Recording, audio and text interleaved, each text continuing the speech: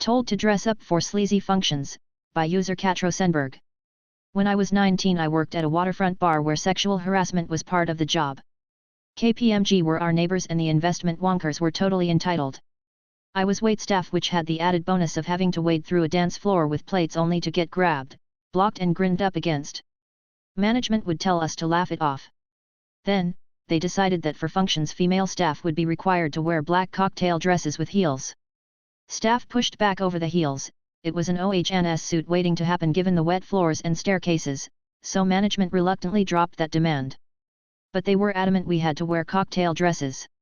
I really had no interest in dressing up for the sleazy men that frequented that bar, but for whatever dumb reason I had at 19 I wasn't quitting the job. So I wore a cocktail dress, a black boob tube thing. I also decided it was time to grow out my pits. They never directly confronted me about my new body hair.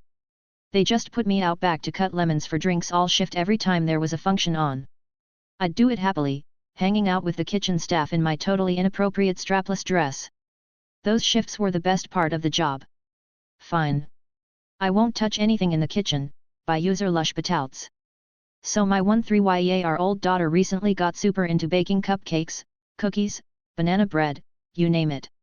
She was doing great, but she does tend to leave a little chaos behind.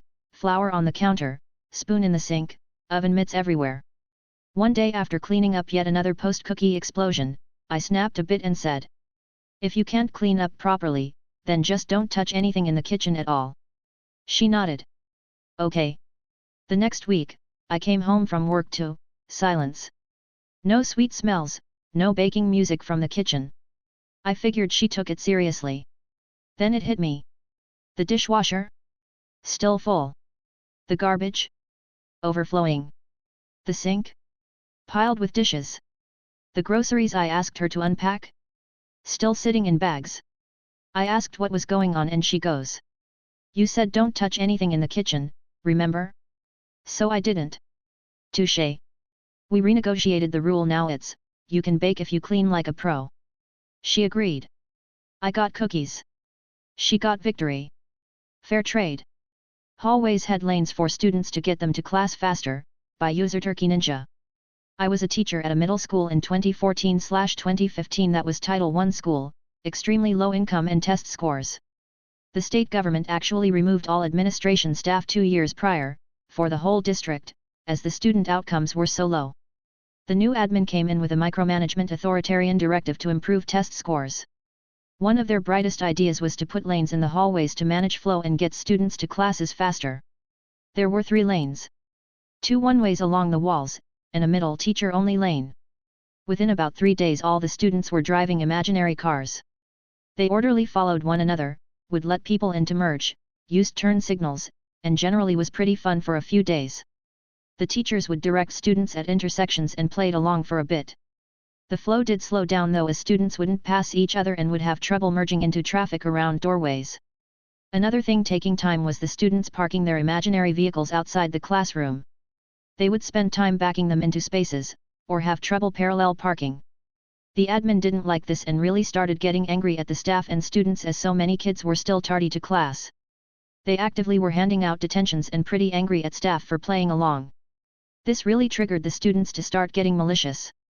The students couldn't cross the middle lane, so they would have to walk down long hallways and make U-turns to see their friends or get to their lockers/classrooms. They started cruising the long hallways with their tricked-out imaginary lowriders. They would have shock noises even. Some of the really popular kids started a bus system where they had a schedule to pick up other students and deliver them to other classes. They would hold shoulders and move as a block. Sometimes the bus broke down at an intersection and blocked traffic for everyone. Drag racing started where they held up traffic and raced down the hallways. Police would pull people over and write tickets.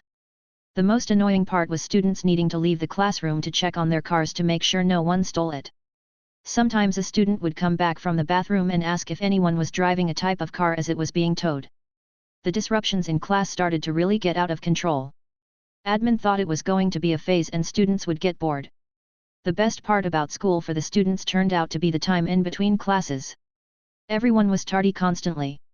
Eventually the lanes, tape, were ripped up and they shortened the passing period time by 2 minutes, so students had to rush to class and couldn't spend any time in the hallways. The cars slowly died out and the new fad was needing to use the restroom during class time because the passing period was like 3 minutes long and not enough toilets to satisfy all the students legitimately.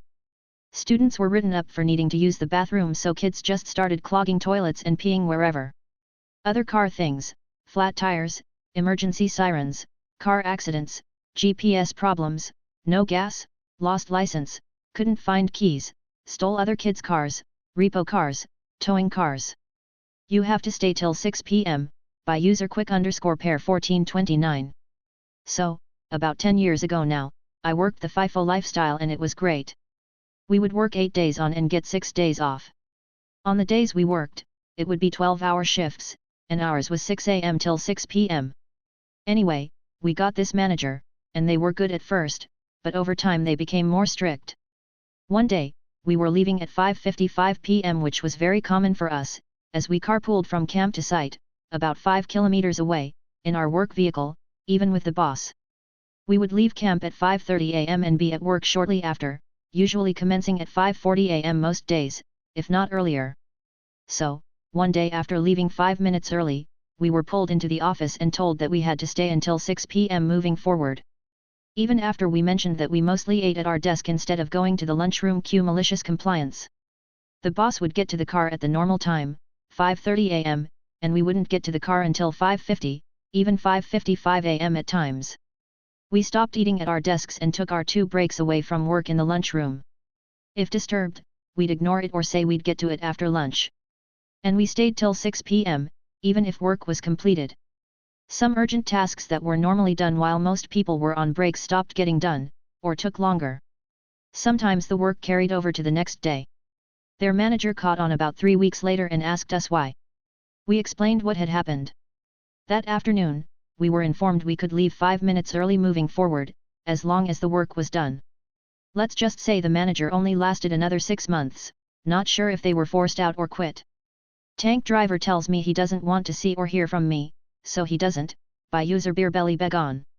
English is not my first language, please be kind. Back when I was in the army, my tank driver was someone who you'd really not want to spend time with unless you absolutely had to, like, for instance, if you were in a tank crew with him and needed the tank to actually get from point A to point B. When it comes to crew breakdown in a tank, it goes like this. Tank gunner, my position, coolest job in the tank, you get to shoot the big gun. You also have to do the least amount of maintenance work on the tank. Loader, does most of the bitch work in the tank. Has to carry and load multiple heavy tank shells, 45-50 kg each. Not much maintenance work, but spends like 2 to 3 hours cleaning the 3 machine guns. Driver, drives the tank.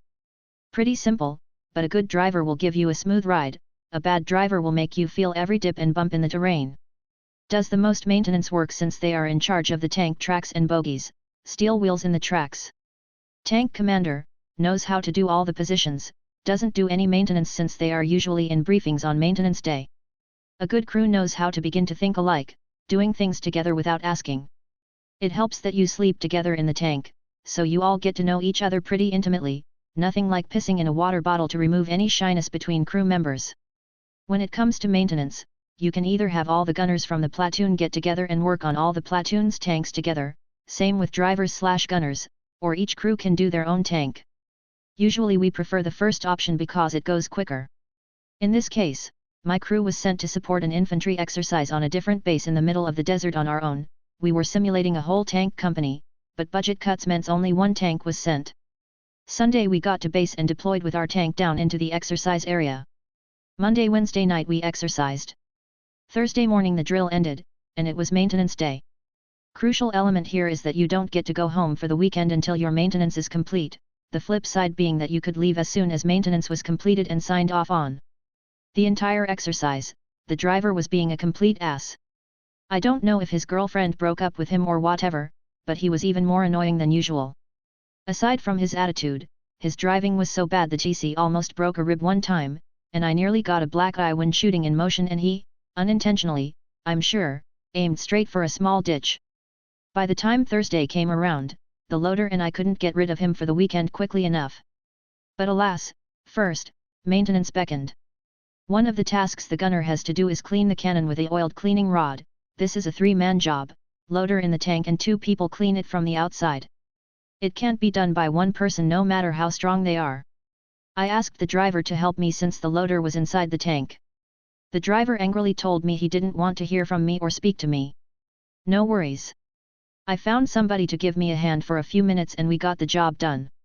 I completed the rest of my maintenance work pretty quickly, like I said, not much, actually, with the help of the loader, and then I gave him a hand cleaning the machine guns.